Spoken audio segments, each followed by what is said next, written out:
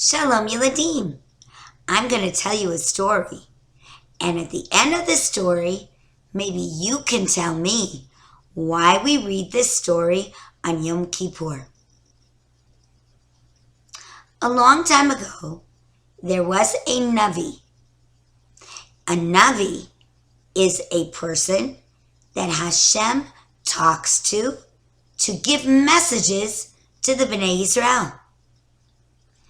A Navi usually gets a message from Hashem when he's sleeping, sometimes in a dream, sometimes in a riddle. The only Navi that Hashem spoke to face and awake was Moshe Rabbeinu. But all the other Nevi'im usually got their messages when they were sleeping or in a daze. Well, there was a Navi, and his name was Yonah. And Yonah lived in Eretz Yisrael. Why was his name Yonah? Because a Yonah is a dove. It's a kosher animal, and there's something very special about a Yonah. When a Yonah gets married to its Abba or Ima, then that couple, those Yonot, stay married forever, as long as they are alive. And if, chas v'shalom, one of the doves passes away and is no longer, the dove that's left will never ever marry again. A Yonah, a dove that gets married, only does it once and will never trade its partner ever. Well, Yonah the Navi, he loved the Bnei Yisrael so much. He was Bnei Yisrael's partner forever. Yonah would do anything to protect his partner, Klal Yisrael. That's why he was called Yonah, to remind us of the love that the Yonah has for its partner. Well, one day, Hashem spoke to Yonah. He said, Yonah, I want you to go to the city of Nineveh. They are very, very wicked. And I'm not happy with the way they're behaving. When you get to the city of Nineveh, let them know that if they don't change their behavior, I am going to destroy the city. Yonah listened to the message, and he became very worried. Why was he worried? Because Yonah knew that maybe if he goes to Nineveh, the people of Nineveh are going to do tshuva right away. They're going to listen. But he also knew that the Bnei Yisrael were not listening as quickly. And when Hashem would see that the non-Jewish people of Nineveh were doing tshuva so fast, it would make Hashem upset with Bnei Yisrael for not doing tshuva right away so fast. Yonah did not want Hashem to be angry at the Bnei Yisrael or upset with them. He loved them too much. So much that he was willing to put his life in danger. A Navi that does not listen to Hashem and does not give the messages that Hashem tells, he can lose his life. Yonah decided he was not going to go to Nineveh. He was going to run away from Hashem. Far, far, far. In fact, he was going to go on the ocean and travel to a faraway country. Now, Yiladim, can we really run away from Hashem? Hashem is everywhere. Yonah went down to the port city. A port city is where boats are waiting to go on a passage, on a trip. Yonah saw a captain waiting for passengers. And he said, "Mr. Captain, where are you traveling?" The captain said, "I'm going to a faraway place called Tarshish." Oh, Yonah said, "I would like to go to Tarshish. Can we leave right now?" The captain said, "Oh, no. I need to have many passengers in my boat. Every passenger pays me money. And when I get all the passengers on the boat, I make a lot of money, and then I can set sail. Then we can go on our trip." Yonah did not want to wait another minute. So he said to the captain, "I will pay for all the passengers as if they are in the boat. But when I pay for all the people that should be in the boat, I want you to go. I will be the only passenger, but we need to leave." The captain said, "Sure. You pay me the money for all the passengers that should be in the boat, and then we can go." Yonah gave the big amount of money to the captain. The captain was very happy.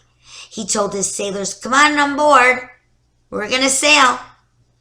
And Yonah went into his room, which was at the bottom of the boat, and he went to sleep. As they were sailing the boat, all of a sudden, some clouds were coming closer and closer. The clouds were getting heavier and bigger and gray. And suddenly some drops started coming out. And as the drops came coming from the cloud, the water started becoming a little choppy and stormy. The waves of the water started getting taller and taller, and the ship started tossing and turning. All around Yonah's ship, all the other boats were traveling just fine. There wasn't any storm around all the other boats. The captain was very, very amazed and puzzled. Why around my boat is a horrible storm, but around all the other boats everything is calm? It must be that we're being punished. It must be a consequence. So the non-Jewish captain and all the sailors took out their little dollies made out of stone, made out of wood, made out of glass, and they started davening to their little dollies. "Please, little dollies, help save us. We're going to drown. Our boat is going to be broken by the storm, and we will die in the ocean. Please save us." But could the dollies save them? I don't think so. Suddenly the captain remembered, "Hey, there's Yonah in that room downstairs. He is a Yehudi. He has a very powerful Hashem. I want him to daven to Hashem to save our boat." So the captain went down the stairs and knocked at the door. "Wake up, Yonah! Wake up! There's a terrible storm outside. Please dive into your Hashem that the storm will go away. But Yonah, he knew why there was a storm. He knew that the storm was there because he didn't listen to Hashem. And now everyone was in danger. What's he going to do? Yonah said to the captain, I am the problem. The storm is because of me. Please throw me in the water, and then you will be saved. Throw you in the water, said the captain. I can't do that. There are many sea creatures in the water. You will die. Yonah said, I'm telling you, throw me in the water. But the captain, he felt too close to Yonah to do that. So he had everybody write their name down. And he said, whosever name I pick out of this cup, that's the one who's responsible for this storm. This storm came because of him. Well, everybody wrote their names down and put it in the cup, even Yonah. But guess whose name came out of the cup? Yonah. The captain was upset, didn't know what to do. He said, I'm going to try one thing first. And he took Yonah and he dipped Yonah's feet into the water. When Yonah's feet touched the water, the storm stopped. When the captain lifted Yonah's feet out of the water, the storm began again. The captain did not have any choice. He said, please forgive me. I don't have a choice. I have to throw you in the water. So Yonah was thrown into the ocean. Did Hashem want Yonah to die? No. A big fish came by and swallowed Yonah whole. It was a really big fish. Yonah said, oh, this feels really okay. I have a lot of room in here. I think I'll be fine. When Hashem saw that Yonah was getting kind of comfortable in the whale, that's not what Hashem wanted. Hashem wanted Yonah to think about his behavior. So the big fish swallowed, Yonah out of the whale, and a small mommy fish came and swallowed Yonah up. This time, there wasn't a lot of room inside this mommy fish. And it was smelly and yucky. Yonah did not like that one bit. He wanted to come out of that fish as soon as he could. So what did he do? He started to daven to Hashem. And he started to do teshuvah. He did vidui. He said, I'm sorry I didn't go to Nineveh. It was the wrong thing to do. And now I'm charata, feeling really sad. And Kabbalah, if you save me from this fish, I will go to Nineveh right away.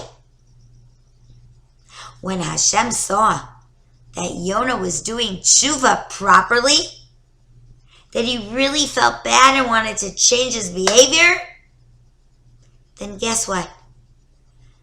The fish came up to the sand and she spit Yonah out, and Yonah lived. Yonah didn't waste a minute. He walked and he walked and he walked and he walked till he got to Nineveh. And when he got to Nineveh, he stood in the center of the city and he said, "Attention, everybody! Hashem does not like your actions. Hashem doesn't want you to be wicked. It's time to change your ways. It's time to change your behavior." And when the king of Nineveh heard Yonah, he said, "Yes, everyone, including me, we are going to fast. We are not going to eat or drink. We are going to daven, and we are going to say to Hashem, we are changing our behavior. For 3 days, we are going to try hard to make Hashem happy with us." And that's what happened. After 3 days, everyone had changed their behavior. And Hashem decided not to destroy the city of Nineveh. Why do you think, Yiladim, that we read this story of Yonah on Yom Kippur? Is it because we have to learn about boats and captains? Is it because we need to learn about storms and what they do? I think the reason why we read the Sefer of Yonah on Yom Kippur is because it talks about teshuvah. It talks about making a mistake, doing a proper slicha, and coming close back to Hashem. Yonah, he made a mistake, but then he did vidui. He said what he did wrong. He felt bad. He did harata. And right away when he got the chance, off he went to Nineveh. There is a story of teshuvah. The people of Nineveh, they made a mistake. They did vidui. We did something wrong. They did harata. We feel really sad. And they did Kabbalah. They were changing their behavior forever. They were going to make Hashem proud of them, always. So this story of Yonah is a very good story to read on Yom Kippur. It teaches us the lessons of tshuva. It teaches us what we need to do, but it also shows us the chesed of Hashem. It shows us that Hashem gives us second chances. Hashem doesn't give up on us. Hashem knows we will make mistakes, but He loves us anyway. Let's read the story of Yonah and remind ourselves what teshuvah we need to do and how grateful we are that Hashem loves us and gives us the gift of Yom Kippur so we can have a second chance. Shalom Yiladim.